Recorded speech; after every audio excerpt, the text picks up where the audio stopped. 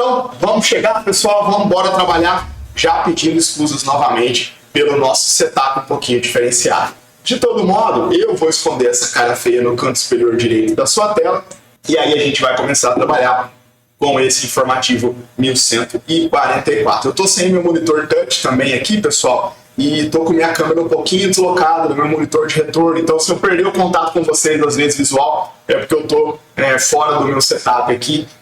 Então, se der esse deslocamento aí de conexão olhando para vocês, vocês me perdoem. E nós estamos com o episódio 76, informativo 1154 do Supremo Tribunal Federal. Nesse informativo, nós tivemos um tema de repercussão geral, que nós vamos estudar, e nós tivemos 3 ADIs, sendo que dessas 3 ADIs, 2 foram apenas referendo de medida cautelar pelo Pleno do Supremo Tribunal Federal. Mas, como o informativo é um pouco mais enxuto, a gente vai conseguir ver todos os julgados. Vocês sabem que eu sou um pouco seletivo quanto a julgados do Supremo noticiados no informativo em sede de referendo de medida cautelar. Tem algumas cautelares que eu trago para vocês, porque são cautelares que vão tão dentro do mérito da ação que absolutamente remota a possibilidade de, quando o Supremo for julgar o mérito, julgar de maneira diferente. Então tem cautelar que é praticamente mérito e vale a pena a gente já ver desde então. Agora, por sua vez, tem algumas cautelares que são questões bem circunstanciais do tempo da prolação da cautelar, de modo que o mérito, ainda que seja no sentido da cautelar, vai trabalhar com argumentos totalmente diferentes. E aí essas cautelares dificilmente caem em prova, não compensa a gente estudar. Então por isso que às vezes eu seleciono notícia do informativo de medida cautelar referendada pelo Pleno, às vezes eu não seleciono. Eu tenho esse critério em vista, tá bom? O nosso pactuado aqui no Jurisprudência em Pauta é que eu faço uma pré-seleção, são os julgados destacados, aquilo que é absolutamente imprescindível. Dependendo do tamanho do informativo, a gente acaba conseguindo colocar todos, e eventualmente fica um ou outro para fora, e aí o nosso combinado é que você vai fazer a leitura desse um ou outro julgado que de vez em quando fica para fora, de maneira autônoma, tá? Só abrir o informativo, passar os olhos no textinho lá, e se tiver qualquer dúvida, você me chama. Se você seguir essa fórmula, jurisprudência em pauta, mais eventualmente fazer a leitura desse um ou outro julgado que fica fora do programa, você pode esquecer o estudo de jurisprudência do Supremo. Todo o seu estudo vai ter sido feito aqui com a gente, tá bom? Pode esquecer. Só vem para cá e depois, sozinho, você vai cuidar das outras frentes de estudo para concurso. Combinado? Bora lá então, meus amigos, começando com o primeiro julgado, ADI 77112, ADI 77112, medida cautelar referendada pelo Pleno, né? Medida cautelar referendada pelo Pleno, primeiro julgado que a gente vai ver aqui com vocês. Nós temos aqui, meus caros, um julgado muito peculiar sobre tema conhecido do Jurisprudência em Pauta, repartição constitucional em matéria legislativa. E por que que é um julgado peculiar? Porque, olha só que curioso, o Supremo foi examinar nessa ADI uma lei estadual, pasmem vocês, que criou um crime. É isso mesmo. Uma lei estadual que criou um crime. Preto no branco, na lata, sem nenhum pudor. Foi lá e criou uma figura a título de crime, cominando pena. E além disso, o legislador estadual, já que estava querendo virar mito, também previu que esse crime que ele estava criando era inafiançável. É isso mesmo que você está escutando. Então a gente tem uma lei estadual que cria crime, uma lei estadual de diversos conteúdos, mas trata de diversos aspectos de uma matéria, mas lá no finalzinho criou um crime e reconheceu esse delito como inafiançável. Esse crime, essa lei estadual, está aqui, né? Está aqui, olha lá. É a lei 22.978/2024 do estado de Goiás. Dificilmente eu trago o objeto, né, literalmente, da lei para cá para o slide, mas hoje eu trouxe para poder ficar bem evidenciado qual foi a atuação do legislador estadual. E qual foi o delito criado pelo legislador estadual? Está aí na tela, vamos fazer a leitura rapidamente. Artigo 16, provocar incêndio em florestas, matas, demais formas de vegetação, pastagens, lavouras ou outras culturas durante a vigência de situação de emergência ambiental ou calamidade decretada, expondo a perigo a vida, a integridade física, o patrimônio público ou privado, a ordem pública e a coletividade, e a pena não é moleza não, reclusão de 4 a 7 anos e multa. E aí, criou, já que está com a mão no direito penal, vamos criar uma figura qualificada. Se do incêndio resulta a morte de lesão corporal grave, comprometimento do funcionamento dos serviços públicos, prejuízo econômico relevante, ou se ele decorre de ação coordenada, pena de 10 anos e multa. E aí, artigo 17, olha lá, o crime previsto no artigo 16 dessa lei é inafiançável. Pronto, esse é o nosso objeto de análise aqui. E aí, meus amigos, para nós entendermos essa discussão, a gente não precisa de muitas premissas, a gente precisa de só uma premissa, né? A única premissa que a gente precisa recordar é recordar da competência privativa da União, artigo 22 da Constituição Federal, para legislar tanto sobre direito penal como direito processual, o que inclui, claro, o direito processual penal, artigo 22, inciso 1º da Constituição Federal. Vamos aproveitar esse ponto para fazer a seguinte indagação. Será que o Estado, um Estado membro, nunca poderá legislar sobre as matérias do artigo 22? Aí nós precisamos nos lembrar da previsão do parágrafo único da do artigo 22 da Constituição Federal. Então, o artigo 22 lista matérias cuja competência legislativa é privativa da União, porém o parágrafo único do artigo 22 abre uma exceção, que se concretiza nos seguintes termos. Nós precisamos ter uma lei complementar da União autorizando os estados, de um modo geral, a legislar sobre, guarda a expressão, questões específicas de alguma das matérias listadas no artigo 22. Pergunta: existe essa lei complementar para direito penal e direito processual penal?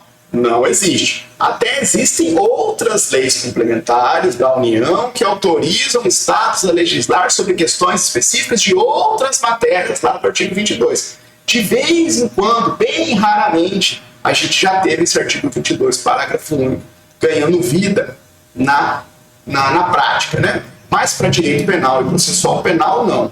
Só vou abrir um parênteses de curiosidade. Até já tem projetos de lei no Congresso, já houve projetos de lei no Congresso, tentando viabilizar aos estados uma fatia de competência, com base no artigo 22, parágrafo único, para legislar sobre direito penal. Só que esses projetos de lei complementar nunca vingaram, nunca foram de fato aprovados. Então, o que a gente tem, em síntese, é a competência privativa da União para legislar sobre direito penal e direito processual penal. Tá, você está aí pensando, professor, então, beleza, assunto encerrado, né? Uma barbaridade aqui por parte do estado de Goiás. Agora vamos lá, por que o pessoal lá em Goiás fez isso? Será que a turma lá em Goiás surtou? Vamos ver os argumentos, pelo menos que foram veiculados pelo governador do estado de Goiás em resposta ao Supremo Tribunal Federal para defender a edição dessa lei. E aqui, meus amigos, sem nenhum juízo de valor técnico, a gente precisa entender que a jurisdição constitucional, às vezes, tem alguns momentos de ruptura. Então, por mais que isso pareça um absurdo, um Estado legislar flagrantemente sobre uma matéria que é privativa da União, a gente sabe que o direito constitucional e a interpretação da Constituição, por vezes, passa por momentos, a realidade traz circunstâncias que justificam a reconstrução de alguns paradigmas, de algumas balizas. E aqui, no meu modo de ver, como constitucionalista, como professor de direito constitucional, de maneira legítima, o Estado de Goiás fez a sua tentativa, porque essa lei aqui estadual foi editada, se vocês se recordarem, naquele momento, lá em 2024, em que começou a ter um conjunto de incêndios potencialmente criminosos Brasil afora. E eu, como promotor de justiça, não agora mais como constitucionalista, mas como promotor de justiça, eu também acho que o crime de incêndio que existe na legislação federal é um crime muito fraco, é um crime de pena muito baixa. E aí, só para ilustrar um pouco desse debate constitucional, muito embora a resposta, vocês vão ver, é bem óbvia, eu fui lá ver no julgado, na íntegra do julgado, né, quais foram os argumentos do governador do estado de Goiás para tentar fazer essa ruptura, para tentar fazer essa inflexão e mudar esse entendimento desde sempre de que somente a União legisla sobre direito penal, independente, e o Estado só vai poder legislar se houver a lei complementar lá do parágrafo 1 do artigo 22. Então, o que o governador do estado de Goiás sustentou? Ele sustentou o seguinte, olha lá. Primeiro, a lei estadual foi editada também no exercício da competência material dos estados e legislativa também, legislativa concorrente, para proteger o meio ambiente. Então, a gente tem, ao lado do artigo 22, outros comandos constitucionais que habilitam o papel do Estado-membro para atuar na proteção do meio ambiente, ainda que, no caso em concreto, a lei estadual utilizou-se do direito penal como mecanismo de proteção. Além disso, olha que argumento interessante, pessoal. A lei estadual visa suprir a manifesta insuficiência, deixa eu achar meu ponteiro aqui, a manifesta insuficiência da legislação federal a respeito da criminalização dos incêndios criminosos.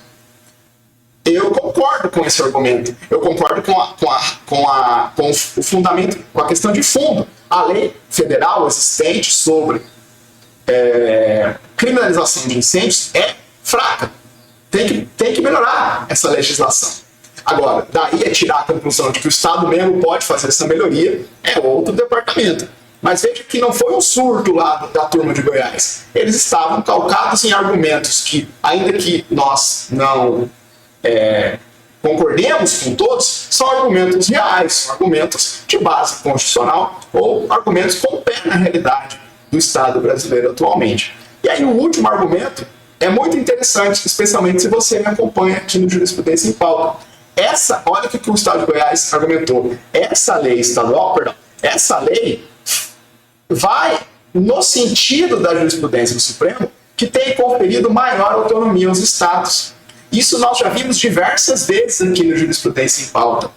Muitas vezes o Supremo Tribunal Federal, quando vai examinar a constitucionalidade de uma lei estadual, tem alargado a regra de competência legislativa constitucional para comportar a lei estadual, para amplificar a competência dos estados. Menos União, mais Estado-membro, mais município.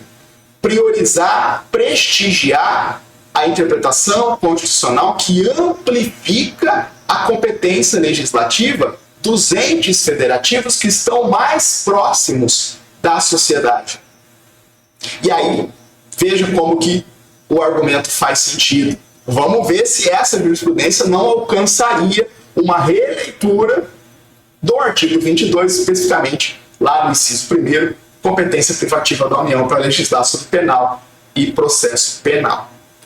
Fechado? Trouxe esses argumentos do Estado de Goiás porque quem passa os olhos superficialmente no julgado parece uma coisa muito óbvia, mas por trás a gente tem uma discussão que é relevante que você conheça. Agora veja que, muito embora a tentativa do Estado de Goiás, essa tentativa não teve sucesso. O Supremo Tribunal Federal reconheceu, ainda que em medida cautelar, referendada pelo Pleno, que a lei é formalmente inconstitucional por usurpação de competência legislativa privativa da União.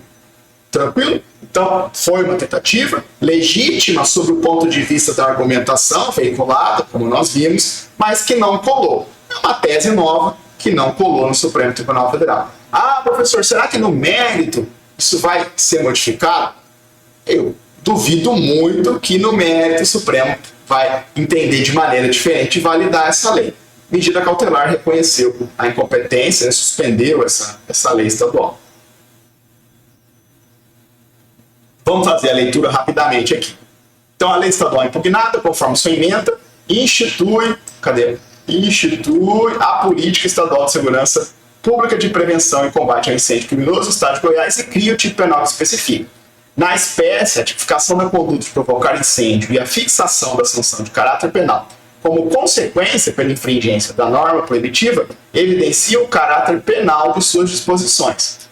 Além disso, a competência comum para proteger e preservar o meio ambiente se mostra genérica quando comparado com a disposição do artigo 22, inciso 1º, que fala da competência privativa da União para legislar sobre direito penal. Entre a regra geral, proteger o meio ambiente, competência comum de todos os entes da Federação, e a regra específica, legislar sobre direito penal, privativa da União, artigo 22, o Supremo pendeu para a regra específica.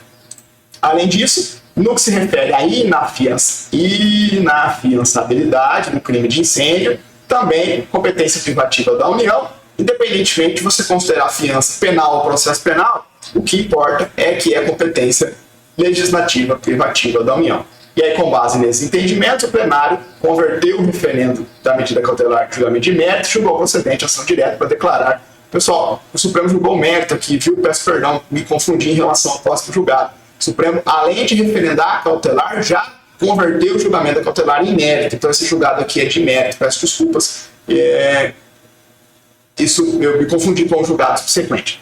Para declarar a inconstitucionalidade dos artigos 16, caput, parágrafo único, e 17, ambos da lei tal do Estado de Goiás. Então, maravilha. Na verdade, é um julgamento de mérito. Saiu noticiado como cautelar no nome em iuris, no título do julgado, mas o Supremo aqui julgou o mérito também. Então, o que aconteceu? Foi ajuizada a ação, o relator concedeu uma cautelar suspendendo a lei estadual, acionou o pleno para validar, para referendar a cautelar. O pleno, além de referendar a cautelar, já converteu o julgamento da cautelar em mérito e julgou o mérito da ação. Tranquilo? Lei inconstitucional por usurpação de competência privativa, competência legislativa privativa da União. Fechado, pessoal? Tranquilo? Vamos lá? Vamos seguir mais um pouco? Vamos para a próxima aqui, né? Vamos para o próximo julgado. Vamos para o próximo julgado. ADI 7715, também uma medida cautelar referendada pelo Pleno, mais um julgado sobre conflito de competência. Agora nós temos uma lei do Estado do Mato Grosso e eu já quero trazer para vocês o objeto dessa discussão, já quero trazer para vocês o conteúdo dessa lei, só para facilitar um pouquinho a leitura, a compreensão desse julgado. Então vamos lá, a gente tem aqui a Lei 12.430 de 2024 do Estado do Mato Grosso. Olha o que diz a lei.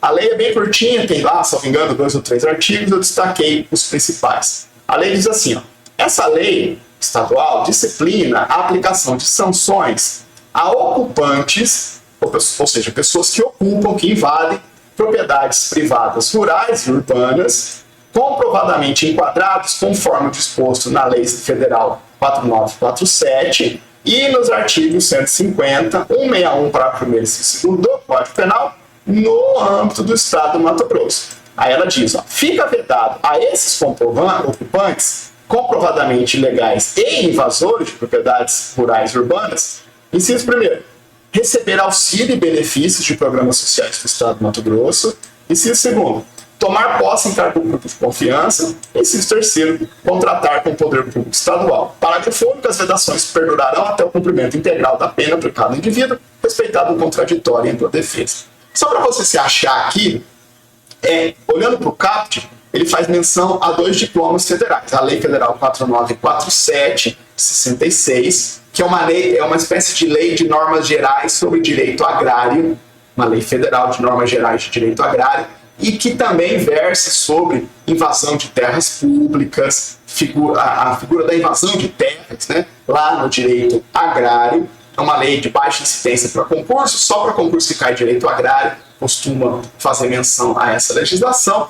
E aí a gente tem também a menção a 2 artigos do Código Penal, que eu quero revisar com vocês aqui as disposições. Bem tranquilo. 150, você já sabe, é a invasão, crime de invasão de domicílio.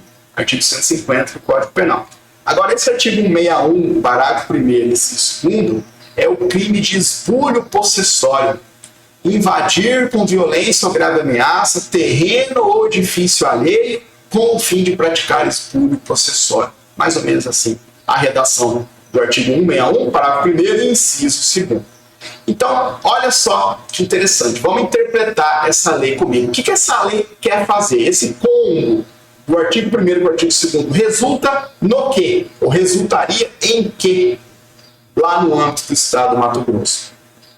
O artigo 1º está dizendo assim, ó, nós aqui no Estado do Mato Grosso, quando identificarmos alguém, ou seja, quando nós identificarmos alguém que seja um invasor de propriedade, um ocupante ilegal de propriedade alheia, nos termos desses dispositivos de lei federal que nós estamos falando. Que lei federal?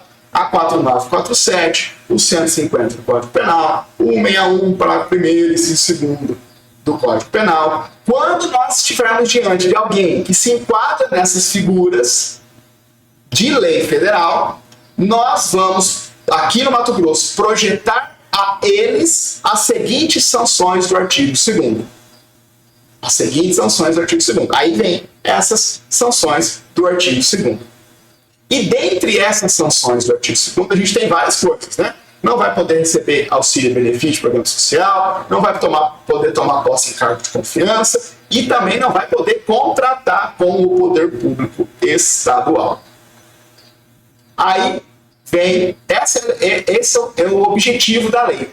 A lei estadual quis incrementar as repercussões para as pessoas que, nos termos da lei federal, se enquadram como invasores de propriedades.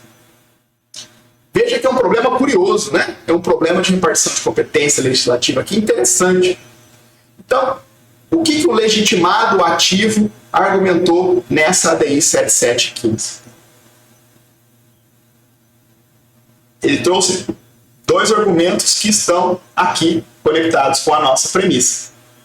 Ele disse o seguinte: essa lei estadual estaria usurpando competência privativa da União para legislar, 1, sobre direito penal, artigo 22, inciso 1º, e 2, também competência legislativa privativa da União para legislar, para trazer normas gerais de licitações e contratos, artigo 22, inciso 27 da Constituição Federal. Por quê? Por que esse argumento foi levantado? Veja, porque a lei estadual está dizendo que o cometimento desses crimes listados lá no artigo 1º vão gerar consequências adicionais lá no âmbito do Estado do Mato Grosso àquelas consequências normais, ordinárias, que a legislação federal já faz prever por força do Código Penal. E aí fica a pergunta, tá, e será que fazer isso é usurpar a competência privativa da União? Se o Estado, sei lá, aqui eu estou em São Paulo, o Estado de São Paulo, ele quer falar, olha, aqui no Estado de São Paulo a gente vai criar uma lei estadual para dizer que todo mundo que foi condenado por tráfico de drogas não vai poder, sei lá, vou bloquear aqui, não vai poder ter veículo automotor, vou caçar a CNH, mas não vai poder dirigir. Ah, eu vou fazer isso para tentar inibir a conduta de, sei lá, qualquer consequência extra em decorrência de alguém ter sido condenado pela prática de um crime que está previsto em lei federal. Veja que aqui, nesse segundo julgado, a lei estadual não está criando um crime igual lá a turma de Goiás fez. Aqui eles estão falando, quem enquadrar nos crimes que a lei federal já prevê, vai sofrer, além da repercussão já prevista na lei federal, ou seja, sanção penal e todos os consequentes, vai sofrer também essas sanções aqui, ó, essas consequências aqui, que vão valer só no nosso Estado. Interessante, né? Um problema interessante para uma prova de concurso. Isso aqui dá para fazer a reconstrução do caso e montar uma questão nível Fundação Getúlio Vargas. E o Supremo, ainda que em sede de cautelar, entendeu que está sim havendo usurpação de competência legislativa privativa da União. Por quê, pessoal? Olha que argumento interessante e exige uma visão um pouco mais completa do que significa legislar sobre direito penal. Pessoal, legislar sobre direito penal não é apenas fixar a conduta típica, fazer tal coisa, crime, e trazer a sanção penal. Legislar sobre direito penal não é apenas criar preceito primário e preceito secundário. Lembre-se de que um crime, ou um delito de maneira geral, além de acionar a sanção penal propriamente dita, aquilo que está lá no preceito secundário da norma, também faz gerar as denominadas sanções extrapenais. São os denominados efeitos extrapenais de uma condenação, que estão descritos principalmente nos artigos 91 e 92 do Código Penal. Lembra lá? Os efeitos extrapenais genéricos, que são aplicáveis a toda condenação, por exemplo, a obrigação de indenizar o dano causado pelo crime. E tem também os efeitos extrapenais específicos, que se projetam apenas para determinados delitos. E aí, se nós entendermos bem a amplitude da legislação, do legislar sobre direito penal, que não se resume a criar o crime e prever a sanção penal, inclui também essas outras repercussões, a gente consegue olhar para essa lei estadual e falar, peraí, essa lei estadual, na verdade, o que ela está fazendo é ampliando os efeitos extrapenais de determinados crimes. Quais? Aqueles lá que foram listados no artigo 1º. E fazer isso é legislar sobre direito penal. E, portanto, tem sim aqui uma usurpação de competência legislativa privativa da União. Professor, esse argumento, essa compreensão é absolutamente pacífica? Não, não é. Não é, mas foi a posição que a Corte tomou aqui na medida cautelar. Por que não é absolutamente pacífica? Porque tem uma certa contradição nos próprios termos empregados. Se a gente está dizendo que tudo isso são efeitos extrapenais, será que o extrapenal não significa que já está além do direito penal? De todo modo, a tese não colou a tese que daria vida, subsistência a essa lei estadual não colou, e o Supremo reconheceu a inconstitucionalidade aqui. E além desse argumento da competência privativa da União para legislar sobre direito penal, além desse argumento,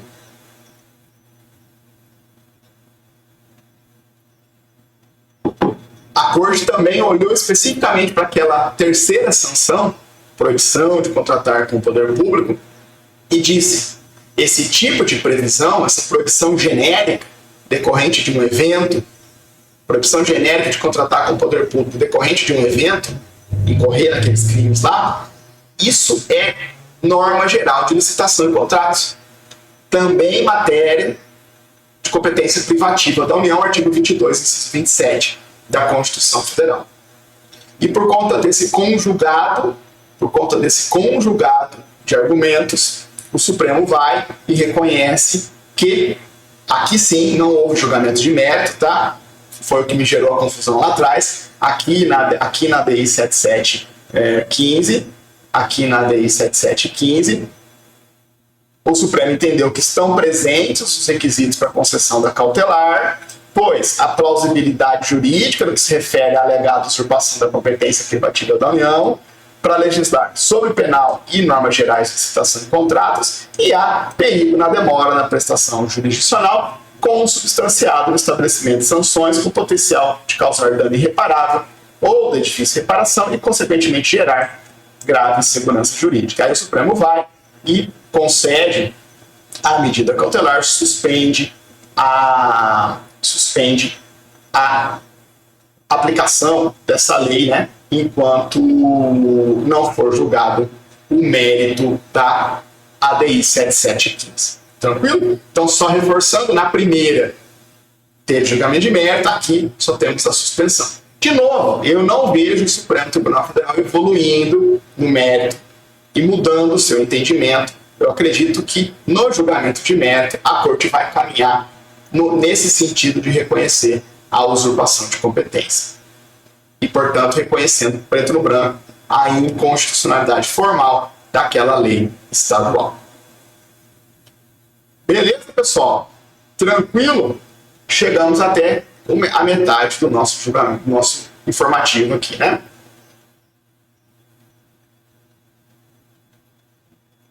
Os dois primeiros julgados foram sobre repartição constitucional de competência. São julgados que, como eu já disse para vocês várias vezes, são julgados que aparecem de maneira recorrente no histórico da corte. E aí, se você está me acompanhando, pessoal, de novo, de maneira recorrente aqui no Jurisprudência em Pauta, saiba que há um projeto pedagógico meu por trás. Eu sou muito seletivo no nível de aprofundamento que eu faço em cada julgado, considerando também temas que eu já explorei em episódios anteriores. Isso não significa que você precisa necessariamente assistir tudo, senão você não vai entender o julgado de agora. O julgado, o episódio e o julgado têm uma autonomia. Se você sentar aqui e assistir só um julgado do episódio, você vai entender.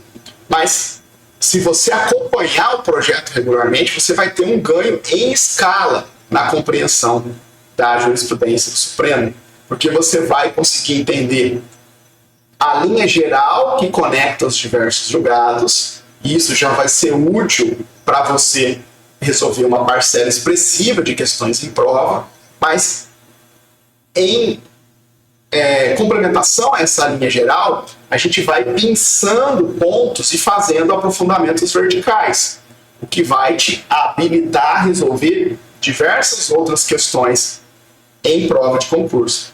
E aí eu tenho esse cuidado de ter essa visão do histórico de jurisprudência do Supremo, ver os julgados que já foram trabalhados em episódios anteriores. Às vezes eu até peço, dou a sugestão para você ir assistir um outro episódio, especifico lá o julgado e o número do episódio para você assistir em complementação, se porventura você não viu, ou se já viu, revisar.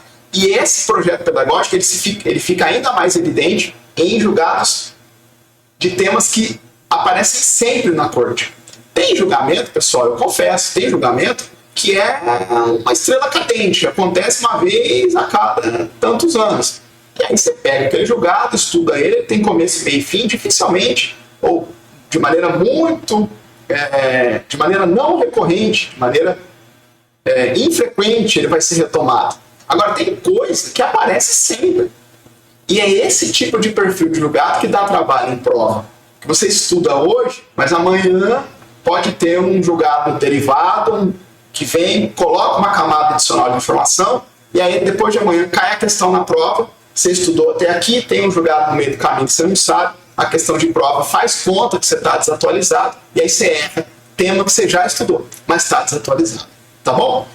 Eu tenho até uma preocupação excessiva, uma neurose com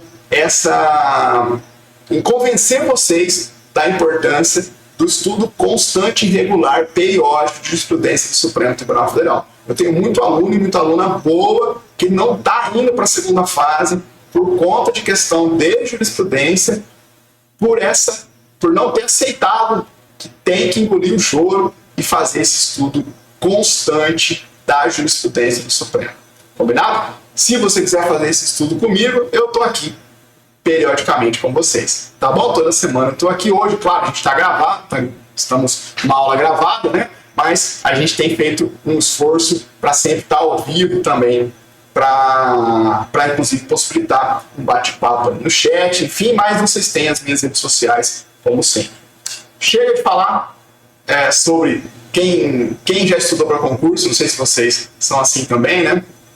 Vocês vão ser assim, depois que vocês passarem e acabar o estudo. A gente gosta muito de falar sobre o estudo. Todo mundo que estudou para concurso gosta de falar sobre o estudo, né? Sobre a técnica, sobre o raciocínio, sobre a organização. E aí, quando eu me permito esses comentários, é um pouco do gosto de falar sobre o histórico de estudo, sempre tentando contribuir com a sua preparação. Vamos lá, pessoal.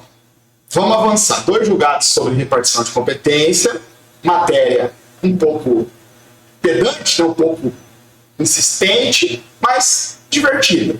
Eu gosto, pelo menos. Agora a gente vai para o tema de repercussão geral noticiado aqui nesse nosso informativo, tema 1335 da repercussão geral. Não vai embora, não vai embora. O tema é precatório. Mas não vai embora, não vai embora.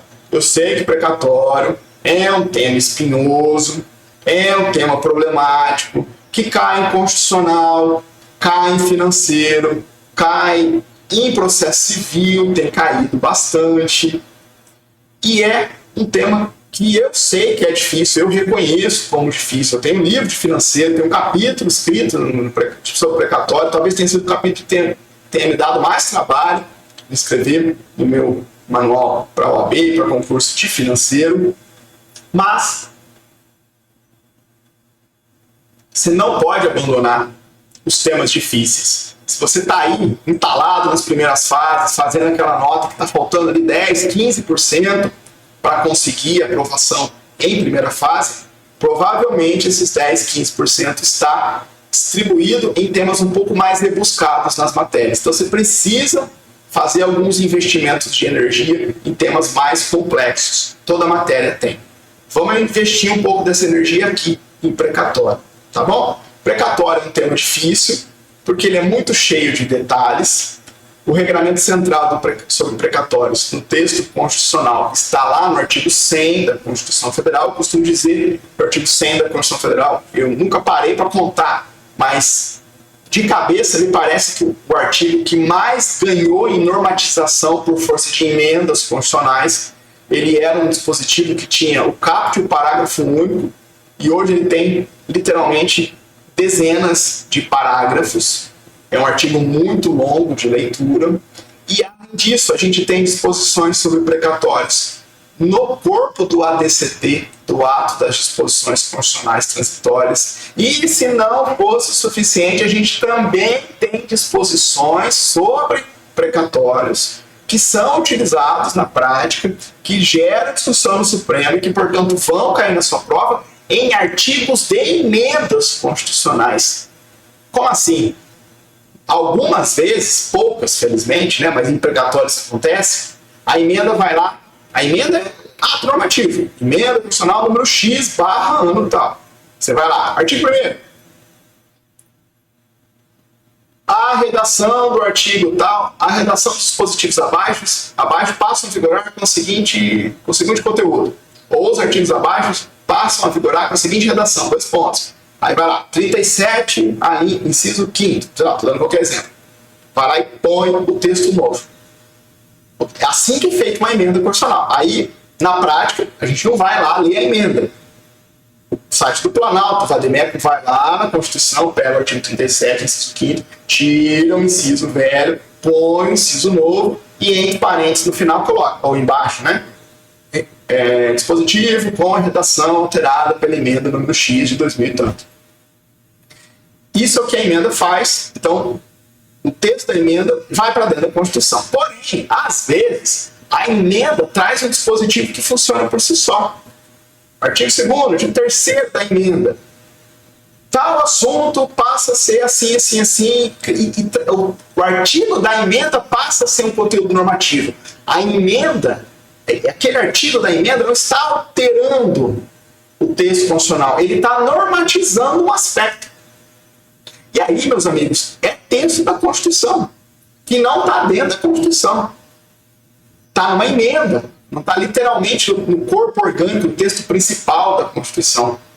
E vez ou outra a gente tem dispositivos com esse conteúdo existentes em emendas. E em precatórios isso acontece. Estou dizendo tudo isso para exemplificar a complexidade de precatórios. Então o artigo 100 está muito encorpado, tem disposições sobre precatórios no DCT e tem disposições sobre precatórios em artigos de emendas que não apenas alteraram o artigo 100 da Constituição Federal. O professor já me convenceu, estou indo embora, obrigado, valeu, abraço, até a próxima semana. Não, peraí.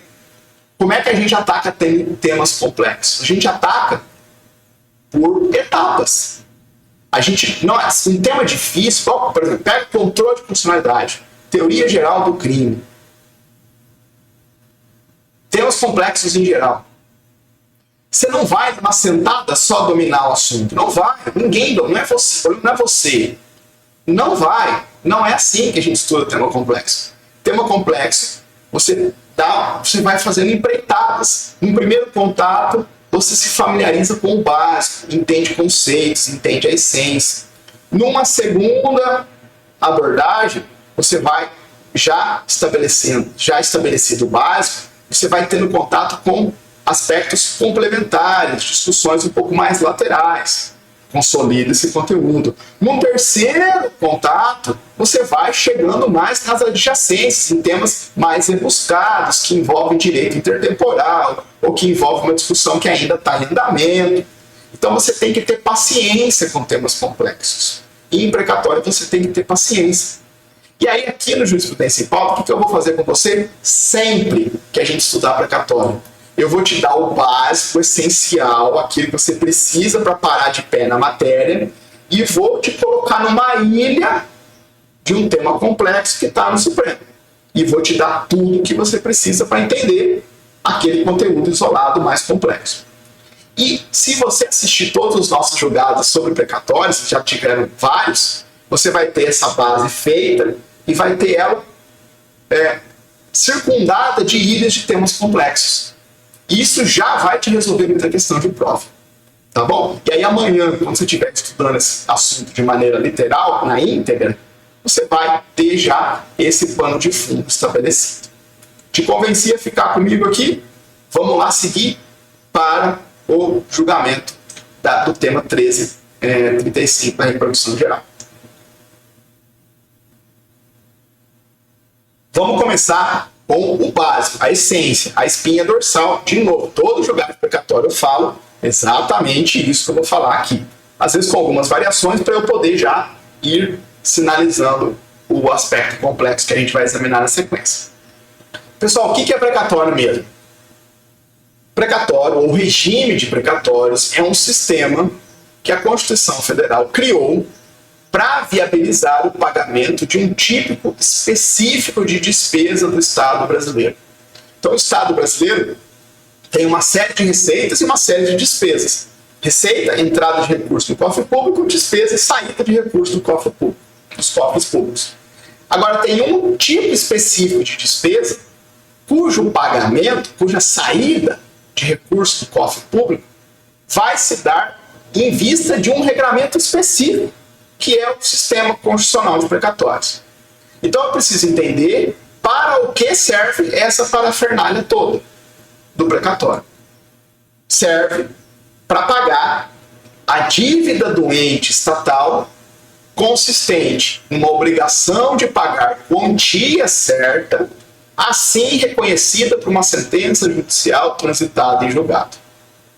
Então, o precatório, sistema constitucional de precatórios, serve para o Estado, para o ente federativo, para o ente estatal como um todo, ou para os entes estatais, pagarem essa despesa. Que despesa? A despesa decorrente de uma sentença judicial transitada em julgado que reconheceu que o Estado, o ente público, tem que pagar uma determinada quantia para alguém. E ele vai fazer isso mediante ou dentro desse sistema dos precatórios. Os precatórios existem basicamente por dois motivos. Primeiro, para garantir a isonomia entre os credores do ente público. Imagina, pega de novo o Estado de São Paulo. Imagina quantas sentenças com trânsito em julgado tem por mês condenando o Estado de São Paulo a pagar quantia certa.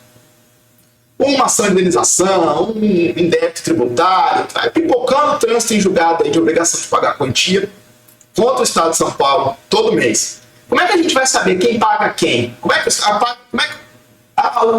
O juiz lá de São Paulo ele vai mandar um ofício para a Secretaria da Fazenda, o ofício dele chega mais rápido do que quem está no interior. Então vai pagar. Imagina a confusão que ia virar. Como é que vai pagar? Como é que vai ordenar o pagamento entre esses credores do Estado? Para garantir essa isonomia, para colocar ordem na casa, cria o precatório. E, além disso, essas obrigações de pagar vão surgindo a esmo ao longo do ano.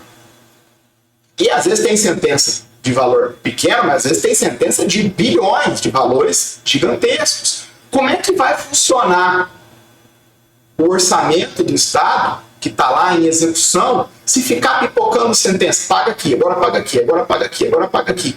Como é que vai manter a ordem da execução orçamentária? O sistema de precatório serve para isso também. Então, esses dois valores que estavam na mente do Constituinte quando ele adota o precatório como sistema para pagar esse tipo específico de dívida, de despesa. Isonomia entre os credores e racionalidade da organização orçamentária do ente estatal. Beleza. Isso tudo é o que está por trás, é a razão de ser, né, a essência da discussão sobre precatório. E aí, esse sistema tem alguns aspectos operacionais. O sistema precisa funcionar. Do trânsito em julgado da sentença até o dinheiro cair na conta do credor, a gente tem um mecanismo operacional. Uma grande burocracia, no sentido original da palavra, né? Um conjunto de atos documentados que permitem sair da sentença e chegar ao depósito em conta do valor devido pelo Estado ao credor. Então, e esse procedimento é cheio de detalhes, tem muito regramento aí por trás. Mas, em essência, a ideia é a seguinte: transitou em julgado a decisão, vai haver a expedição do precatório, que nada mais é do que uma requisição oriunda do tribunal, integrante do judiciário, para a fazenda pública, ou seja, para o ente estatal devedor. A fazenda pública recebe a requisição e faz o que com ela? Vai pagar de pronto? Não. Para as dívidas que se enquadram no sistema dos precatórios, não vai pagar de pronto. Como é que funciona então? Temos aqui a disposição do artigo 5º, do parágrafo 5º do artigo 100 da Constituição Federal. E aí veja que eu estou dando um passo rumo a um ponto do regulamento precatório. Eu dei um salto, né? Saí do conceito inicial e dei um salto e estou entrando para esse aspecto. Estou indo para a ilha, que a gente vai explorar a complexidade agora. Mas de ilha em ilha você vai lendo o artigo 100 comigo aqui no Jurisprudência em Pauta aos poucos. Lê o artigo 100, parágrafo 5º, e entenda ele porque ele é central para o regime dos precatórios. Então, olha lá. Artigo 100, parágrafo 5º. É obrigatória a inclusão no orçamento das entidades de direito público de verba necessária ao pagamento de seus débitos oriundos de sentenças transitadas em julgado, constantes de precatórios judiciários apresentados até 2 de abril, fazendo-se o pagamento até o final do exercício seguinte, quando terão seus valores atualizados monetariamente. Esse artigo 100 é o motor da engrenagem para o pagamento dos precatórios, da organização dessa engrenagem que paga o precatório. Então vamos, antes de falar em abstrato de novo, vamos pensar em termos operacionais. Vamos dar um ano aqui, vamos pegar 2025 e vamos olhar o Estado de São Paulo. Estamos aqui falando do Estado de São Paulo, estou aqui visitando os pais do interior de São Paulo, vamos pegar o Estado de São Paulo como exemplo. O artigo 100 está dizendo o seguinte, o artigo 100 da Constituição está dizendo o seguinte: Estado de São Paulo, todos os precatórios que entrarem, que forem apresentados até 2 de abril desse ano agora, 2025. E aí veja, interpreta esse dado comigo. Se são os precatórios que entram até 2 de abril de todo o ano, significa que a Constituição está dizendo o seguinte: todos os precatórios que entrarem de 3 de abril de 2024 até 2 de abril de 2025, Estado de São Paulo, tudo de precatório que for apresentado entre o começo do ano anterior, março, 3 de abril, até o final do ano seguinte, 2 de abril, essa data inclusive já mudou, tá? Mas hoje você guarda esse 2 de abril. todos esses precatórios apresentados nessa janela de tempo, você, Estado de São Paulo, vai somando, vai guardando esses precatórios. E aí você vai ter que disponibilizar para o orçamento do ano seguinte, ou seja, de 26, uma quantia suficiente que dê conta de pagar esses precatórios até o final do exercício seguinte. Então, todos os precatórios apresentados até 2 de abril, a Constituição, infelizmente, falou até 2 de abril, aí você tem que, interpretando sistematicamente, entender que é de 3 de abril de 24 até 2 de abril de 25, o Estado de São Paulo pega todos os precatórios, olha e fala, estou devendo tantos bilhões, ou milhões, sei lá. E ele vai incluir esse valor no processo legislativo orçamentário do orçamento de 26, que vai se desenrolar ao longo de 2025. Aí lá no 2025, no final de 2025, aprova a lei orçamentária anual, que vai reger 2026, e essa lei orçamentária anual aprovada em 25 para reger 26, vai já ter ali dentro dela uma quantia, uma rubrica, uma previsão de recurso que vai ter que ser direcionado ao pagamento dos precatórios. É isso que o parágrafo 5º diz. E aí veja que interessante, ele está cuidando aqui do quê? Daquela preocupação com a racionalidade do orçamento.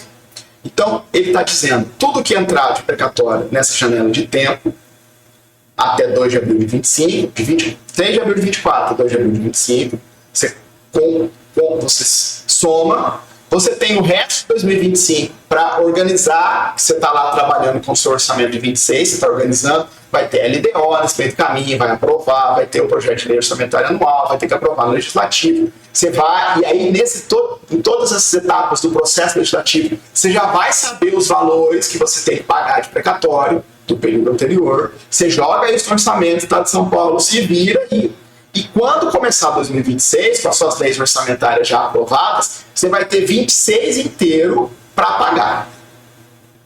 Então, se você pensar bem, a Constituição Federal deu uma espécie de período, de intervalo de tempo entre a apresentação do precatório e o pagamento. Ele está dizendo, nesse intervalo de tempo, você não precisa pagar. Ou melhor, você tem um período para se organizar e fazer o pagamento. É um período que a Constituição dá para o ente federativo se organizar, planejar. E esse período tem um nome que você precisa saber, chama período de graça. Período de graça. Por que de espaço graça? Por que de graça? Porque é uma espécie de benevolência constitucional com o ente público em detrimento do interesse do credor. O credor quer receber o quanto antes. Agora, considerando-se os demais valores em jogo, no caso aqui, o planejamento orçamentário do Estado, a Constituição entendeu pertinente, ponderando os valores em jogo, dar esse período de graça para o devedor, que no caso é o ente público. Tá, mas e o credor? Ele vai suportar o prejuízo desse atraso? Como é que faz? E a inflação do período? E juros de mora? Será que tem ou não tem? Aí entra a parte final do parágrafo 5º. A parte final do parágrafo 5º do artigo 100 diz: quando for pagar, lá em 26, tem que pagar até o fim de 26. Quando for pagar, faz atualização monetária. Não vou explicar aqui, mas todo mundo sabe, né? Todo mundo sabe a diferença de atualização monetária, que é correção monetária, o ajuste do valor em vista da inflação, e juros de mora. E juros de mora. O que a Constituição está dizendo é: atualize monetariamente quando for pagar. Tá, e juros de mora? Juros de mora não tem. Por que não tem? Porque é um período de graça. Como é que a Constituição vai dar o período de graça e a gente vai considerar atraso no pagamento? Não tem como, são ideias incompatíveis. Não há juros de mora durante o período de graça. Porque não há mora durante o período de graça. É justamente o período que a Constituição previu para o ente estatal pagar. Agora, correção monetária tem que ter. Correção monetária tem que ter sempre. Não tem como não ter correção monetária. Tranquilo? Essa discussão, que hoje está estampada no artigo 100, parágrafo 5º, eu estou dando para vocês o último capítulo, o penúltimo. O último vai ser com esse tema 1335. Mas essa discussão é tão importante, tão recorrente, tão batida, que a gente tem até súmula vinculante sobre ela. Súmula vinculante 17 diz isso que eu estou explicando para vocês.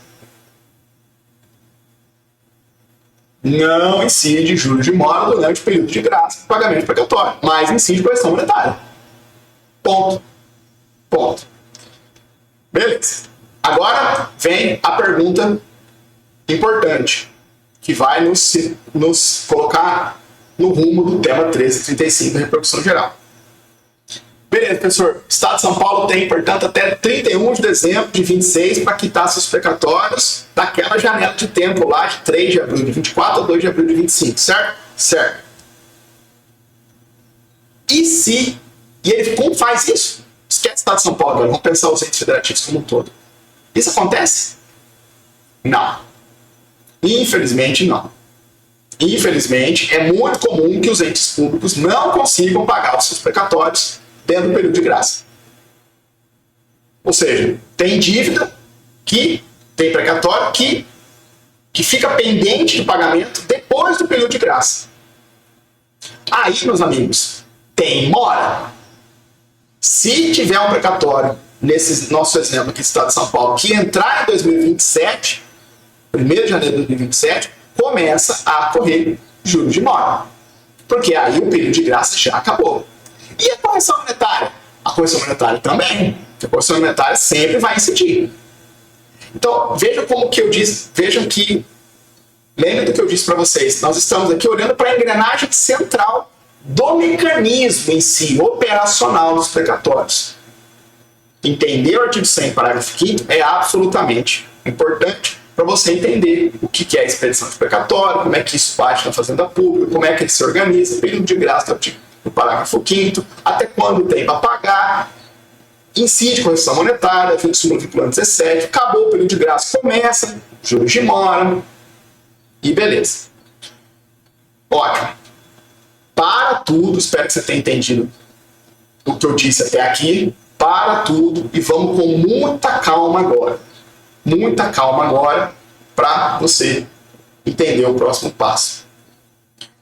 Um tema enrolado dentro dos precatórios, um assunto difícil dentro dos precatórios, diz respeito à quantificação dessa correção monetária e dos juros de mora.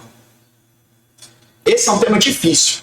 É um tema difícil, é um tema enrolado. Primeiro porque ele é bem não propriamente de direito financeiro, mas de conta mesmo. Qual é o índice que vai incidir? Aí, isso foi mudando ao longo do tempo, emendas constitucionais, discussão no Supremo, derruba emenda, surge índice, troca, vai para lá, vem para cá. É enrolado, esse é um assunto difícil. Difícil. Entender na linha do tempo qual é o índice que faz a correção, qual é o que faz o juros de mora, como se quantifica, isso é difícil. Ponto. Difícil. Felizmente, para concurso, isso não cai. Nem para a procuradoria, nem para a advocacia pública. Na prática, quem advoga nessa área, e eu advoguei quando eu fazia atividade jurídica, eu advoguei substancialmente em direito público. Eu trabalhei, inclusive, com precatórios. Era um tema difícil. Ainda é. Ainda é. Porque teve muitas oscilações do texto constitucional, jurisprudência do Supremo, e assim vai. Então, eu não vou aprofundar esse ponto, porque não precisa. Eu só vou apresentar para vocês aquilo que é necessário para entender esse tema 1335 da repercussão geral. E aí, meus amigos, esse tema 1335 da repercussão geral existe porque depois dessa sucessão de discussões, de alterações do texto constitucional, nessa discussão sobre índices, o que vai incidir, índice de poupança, Selic, qual é a taxa de juros de mora, uma bagunça. Depois de todas essas mudanças, acabou ficando uma dúvida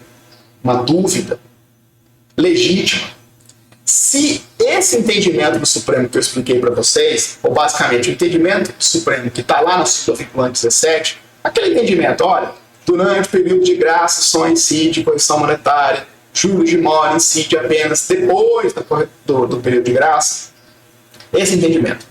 Então, tinha esse entendimento do Supremo, houve uma bagunça de alteração do texto constitucional, julgamento do Supremo, um monte de discussão de temas paralelos, conectados a esse súmula 17.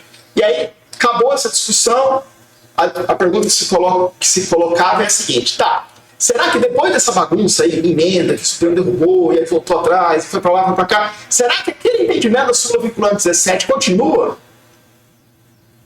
E por que essa dúvida ficou pairando sobre a súmula vinculante 17?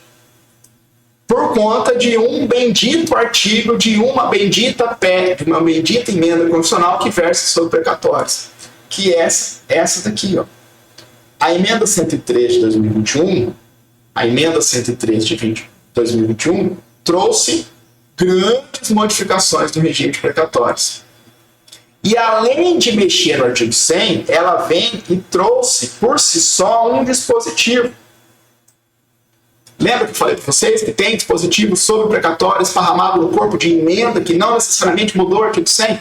Esse cara é um deles. E aí olha só o que esse artigo 3º diz e olha por que ele vai gerar dúvidas sobre se subsiste ou não aquele entendimento da súmula vinculante 17. Ele diz o seguinte, ó, um artigo bem cria do Congresso Nacional Brasileiro, né? Tá lá e faz um negócio bem ruim de texto normativo.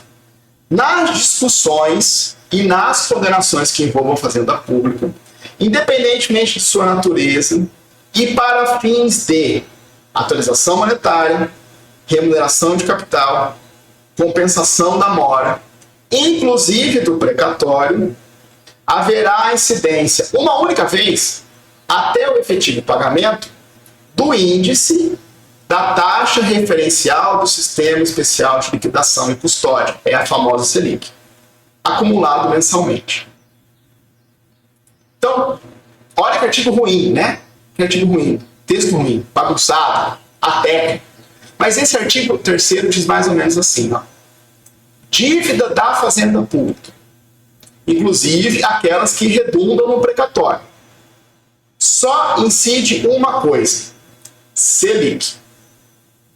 E Selic faz tudo, o que o artigo 3º está dizendo. Vai fazer, dentro da Selic, você considera correção monetária, remuneração de capital e compensação de mora.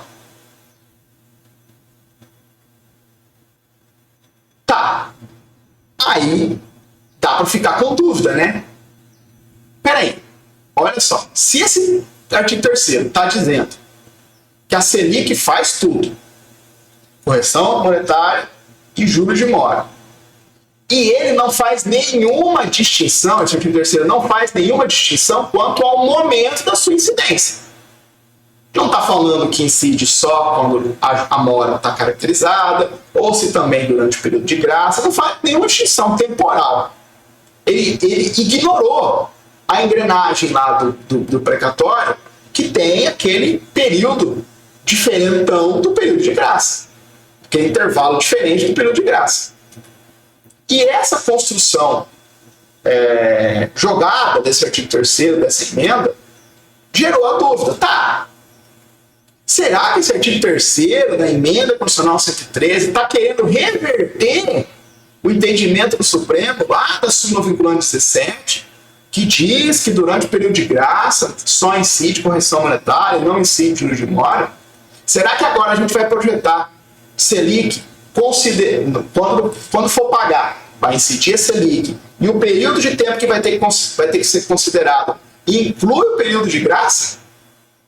E isso vai significar colocar juros de mora durante o período de graça? Será que acabou a súmula vinculante 17 do Supremo? Esse é o tema 1335 da repercussão geral. Para quem chegou até aqui, sobreviveu às premissas, meus parabéns. Você quer passar no concurso, você quer entender tudo, e é só assim que passa. Se você entrega os pontos no estudo, vai ser mais difícil você lutar com a valentia que precisa na prova. Então não entregue os pontos. Não fuja de tema difícil. Tranquilo, pessoal? Essa é a discussão. Uma dúvida. O juiz Supremo brigou muito, discutiu muito para criar a súmula vinculante 17. Só que o precatório é um tema que está sempre gerando alteração legislativa. Então, o Supremo consolida o entendimento da súmula vinculante 17.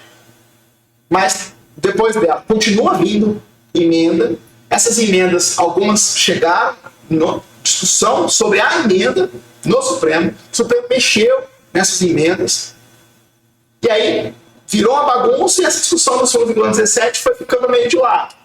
Aí, depois que a gente foi olhar para o que sobreviveu, o que passou, que o novo regulamento precatório pós-emenda 113, a gente achou esse artigo 3º e falou, tá, mas peraí, o que será que a gente faz? Como é que a gente faz agora? Será que desconsidera a súmula vinculante 17? E vamos jogar Selic no período que inclui, no intervalo de tempo que inclui o período de graça? Mas aí vai ter que contrariar o entendimento supremo, que durante o período de graça não tem mora, e portanto não tem juro de mora. Mas se eu colocar a Selic traz a mora. A Selic não faz correção monetária. Ela pode funcionar como indenização do juro de mora, como índice do juro de mora, para quantificar a mora. Essa é a discussão que o Supremo respondeu aqui, no tema 1335 da repercussão geral. Tranquilo? Tema difícil, enrolado, precisa saber muita coisa. Eu dei alguns saltos, desviei de algumas coisas no meio do caminho, para não ficar abrindo parênteses e fechei. Fiz algumas afirmações categóricas aqui, que por trás tem discussão, tá bom? Mas é o que você precisa para entender o tema 1335 da repercussão geral. E aí, olha só que interessante, né? Professor, vamos tirar leite de pedra, né? Como se diz. Vamos enxergar beleza constitucional numa discussão tão árida como essa. Olha que julgado interessante do Supremo para a gente pensar interpretação constitucional. Lembra lá dos princípios que orientam a hermenêutica constitucional? Um deles é o princípio da unidade, pessoal. Um desses princípios é o princípio da unidade. E a unidade do texto constitucional engloba o texto principal da Constituição, do preâmbulo até o último artigo, se não me engano, 150 da Constituição, mas envolve também o ADCT e envolve também esses dispositivos diferentões, como é o artigo 3º de uma emenda. Tem texto constitucional em emenda constitucional que não está no corpo principal da Constituição. E tudo isso tem que ser abraçado pelo princípio da unidade. E aí, se nós revisitarmos o problema que eu apresentei antes, em síntese, o que a gente tem é um aparente conflito entre duas regras constitucionais. Quais? O artigo 100, parágrafo 5º, que é a engrenagem por trás do mecanismo dos precatórios, que é dele que a gente extrai a conclusão de que não há mora durante o período de graça, e por isso não paga juros de mora, somente paga correção monetária, de um lado, e de outro lado tem o bendito artigo 3º da emenda 113 de 2021, que fala Selic, para fazer tudo, de uma só vez. Tem um conflito aí. E aí como é que se resolve? Resolve-se esse conflito de modo a preservar a unidade da Constituição. A unidade da Constituição. E aí olha só como que um belo princípio hermenêutico constitucional vai nos ajudar aqui, né? Olha só que interessante. A argumentação do Supremo. A taxa Selic, que é o que o artigo 3º diz, engloba juros e correção monetária. Então, Selic, por natureza, traz em si a correção e os juros. Razão pela qual sua incidência no denominado período de graça significaria a admissão de mora, ou seja, de atraso da Fazenda Pública, quanto ao pagamento do débito. Medida que contraria o entendimento dessa Corte, súmula vinculante 17, e levaria ao completo esvaziamento da parte final do artigo 5º, do parágrafo 5º do artigo 100 da Constituição Federal. O o que violaria o princípio da unidade da Constituição, que veda soluções interpretativas que esvaziem um dispositivo, que esvaziem por completo o dispositivo constitucional. Se a gente aplicar o artigo 3º da emenda 103 de 2021 de maneira plena, a parte final do artigo 100, parágrafo 5º, perde o sentido. E fazer isso é violar o princípio da unidade da Constituição. Então a gente tem que buscar uma solução hermenêutica que preserve a unidade da Constituição. E para isso, aí para o CL Supremo, a regra geral de utilização da taxa Selic para atualização dos débitos da Fazenda Pública, inclusive dos precatórios, não prevalece sobre a regra constitucional específica do critério de atualização exclusivamente por correção monetária durante o prazo constitucional de pagamento, ou seja, durante o período de graça. Por essa razão, o Supremo fez uma interpolação entre as disposições, fez uma construção dizendo, olha, não incide a Selic, ou seja, não incide o artigo 3º da emenda constitucional 103 de 2021 no prazo constitucional de pagamento do precatório previsto no parágrafo 5º do artigo 100 da Constituição Federal. Durante esse período de graça, os valores inscritos precatórios terão exclusivamente correção monetária, nos termos dessas ADIs aqui, que são ADIs que, na verdade, estampam também o entendimento que eu expliquei para vocês, que está lá na súmula vinculante 17. Fechado? Então, o Supremo está dizendo, olha, mesmo depois da emenda constitucional 103 de 2021, e mesmo considerando esse artigo 3º da emenda, aquele entendimento anterior continua. Período de graça, somente correção monetária. Não incide juros de imóvel. Fechado? Ufa! Até eu cansei. Mas é porque eu estou de férias, né? Quando a gente está de férias, a energia dá uma baixada, né? Quando eu voltar para o trabalho, parece que não, mas nas férias a gente fica um pouco mais preguiçoso. Vamos lá para o nosso último julgado? Para encerrar, um julgado um pouco mais lateral, de importância mediana, eu sou franco com vocês, para os concursos em geral, mas um julgado importante para concurso de cartório, tá bom? Um tema bem específico e por isso eu vou ser bem direto com vocês. Meus amigos, sempre que a gente estuda, tirando quem estuda para cartório, os demais concursos, quando vão estudar o tema serviços notariais de registro, precisam dominar um fragmento do texto constitucional que já vai ser suficiente. Então, o fragmento que a gente precisa recordar para entender a DI 7474, que diz respeito a um tema lá no concurso de cartórios, o que importa a atividade de cartórios, é a previsão do artigo 236 da Constituição Federal, que diz basicamente o seguinte, olha lá, os serviços notariais de registro são exercidos em caráter privado por delegação do poder público. Tranquilo, bem tranquilo. A Constituição Federal entendeu que os serviços notariais de registro, esses dois serviços importantes, vão ser exercidos em caráter privado. O poder público não vai fazer, quem vai fazer são particulares, que vão receber esses serviços por delegação do poder público, e essa delegação vai se dar por meio de concursos públicos de provas e títulos, que são os concursos para cartórios. Inclusive agora a gente vai ter o Exame Nacional de Cartórios no ENAC, de acordo com o CNJ. Beleza, se são serviços prestados em caráter privado, como é que eles são remunerados? Eles são, grosso modo, remunerados mediante o pagamento de um valor por esses serviços prestados, que são os denominados emolumentos. Tranquilo?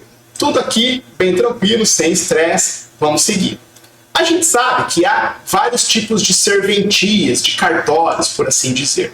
E um desses serviços, uma dessas serventias, desses cartórios, são os registros civis de pessoas naturais, previstos, em especial pela Lei dos Registros Públicos, a Lei 6.015, de 73, e o registro civil de pessoas naturais é o responsável pela prática e pela documentação de atos atinentes à vida de uma pessoa natural.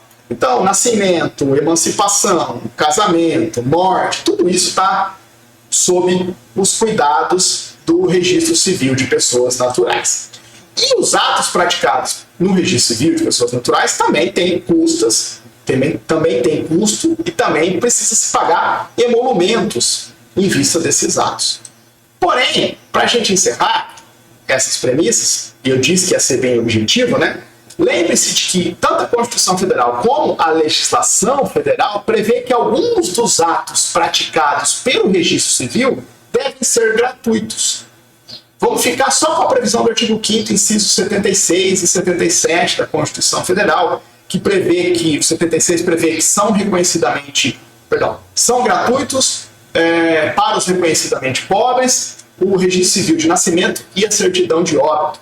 Está lá no artigo 5º, inciso 76. E o 77 diz que são gratuitos os atos necessários ao exercício da cidadania. E isso inclui, evidentemente, por exemplo, você ter uma segunda via de uma certidão de nascimento. Enfim, existem atos que são de competência do Registro Civil de Pessoas Naturais, cuja Constituição ou a lei, e a lei eu deixei citada aqui, principalmente a 9534, prevê que esses atos são gratuitos.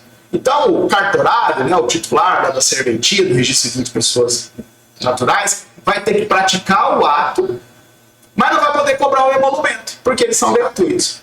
E aí quem paga? Sabe que quem vai pagar é o titular do cartório lá? Não vai ser ele que vai pagar. Quem vai pagar é a sociedade como um todo, né? E como é que se organiza essa espécie de compensação das custas que o Registro Civil de Pessoa Natural teve que suportar em vista desses atos gratuitos? Isso varia um pouco de estado para estado. E a gente tem alguns julgados do Supremo que examinam basicamente isso. Olha, lá no estado X, criou-se uma lei estadual que diz que essa compensação vai se dar dessa forma assim. Aí essa lei chega no Supremo, o Supremo vai ter que examinar. Ah, não, beleza, isso aqui tá legal. Ah, não, isso aqui não tá legal. E nessa DI 7474, a gente tem um julgado com esse perfil. O Supremo, aqui na DI 7474, está examinando uma lei estadual, salvo engano, do estado do Paraná, que decidiu, por lei, criar um fundo para ordenar esse ponto. O Fundo de Apoio ao Registro Civil de Pessoas Naturais, FUNARPEM. A lei previu a existência desse fundo, que vai ter aporte de recursos, e esses recursos vão ser direcionados aos cartórios conforme eles forem praticando esses atos gratuitos para compensar esse custo. E esse fundo, aí começam os problemas. É um fundo que vai ser gerido pela Associação dos Registradores lá do estado do Paraná.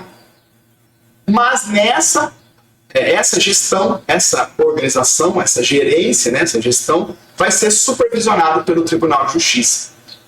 E aí veja que é um negócio diferente.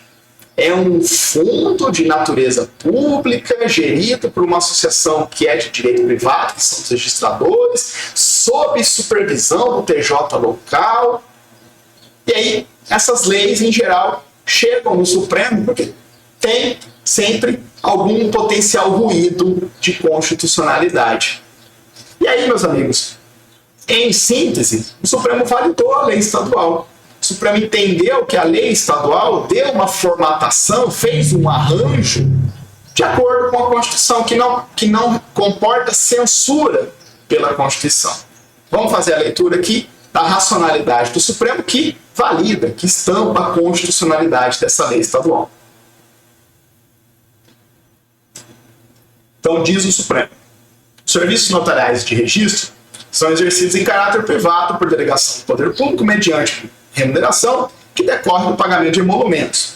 E esses serviços destinam-se a garantir publicidade, autenticidade, segurança e eficácia dos atos jurídicos.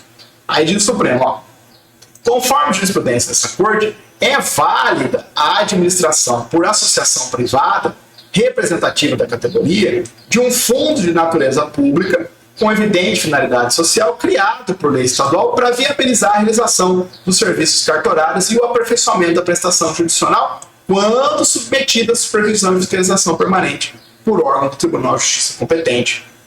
Julgado da Lei 7474, não é uma novidade. O Supremo já havia validado a constitucionalidade de leis estaduais com esse perfil daquela encontrada no estado do Paraná. O Supremo disse, tudo bem, pode isso. Então, na espécie, a lei estadual impugnada criou o FUNARPEM com o intuito de ressarcir os registradores que pratiquem atos gratuitos ao cidadão, principalmente registro de nascimento e assento de óbito. E para viabilizar esse objetivo, ou seja, o ressarcimento, a norma confere às entidades representativas da categoria profissional dos notários e registradores a prerrogativa de participar da gestão administrativa do fundo. O Supremo entendeu que esse modelo é legítimo. Ademais, inexiste qualquer ofensa aos princípios da isonomia, moralidade e impessoalidade, na medida em que há mecanismos de supervisão pelo Poder Judiciário Estadual.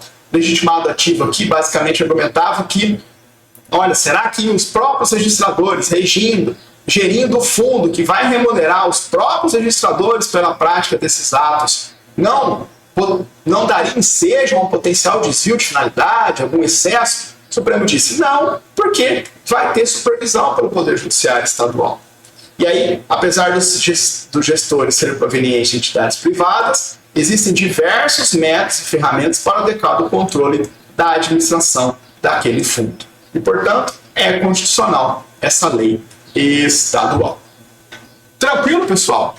Sem muito problema aqui, né? Chegamos ao final desse nosso primeiro episódio de 2025, episódio número 75. Foi um prazer estar aqui com vocês. De novo, peço desculpas pelo improviso, porque eu estou de férias na casa dos pais. Provavelmente o episódio da semana seguinte eu vou fazer gravado também com esse mesmo setup, por conta das minhas limitações aqui, estando em viagem, mas eu não queria deixar de continuar entregando esse conteúdo de maneira periódica para vocês, porque os informativos não param, né? O Supremo não para, os informativos vão se avolumando, e aí a gente está se organizando para, especialmente no mês de fevereiro, a gente fazer um intensivo aí, talvez entre o final de janeiro e começo de fevereiro, vai depender um pouco da minha agenda, para a gente fazer um intensivo e fazer alguns episódios de maneira mais frequentes, para a gente chegar mais perto do informativo mais atual do Supremo. Depois a gente mantém o julgamento, os encontros apenas semanalmente. Vamos desenhar isso daí. Estou conversando com o pessoal da Verba. A gente está no início de 2025, né? Nem voltamos do recesso ainda. Estou gravando aqui para vocês, para isso ser disponibilizado o quanto antes. Tá bom? Vamos conversando, fico à disposição de todos. Foi um prazer estar com vocês. Um excelente ano novamente a todos. A gente se encontra na semana que vem. Abraço e até a próxima.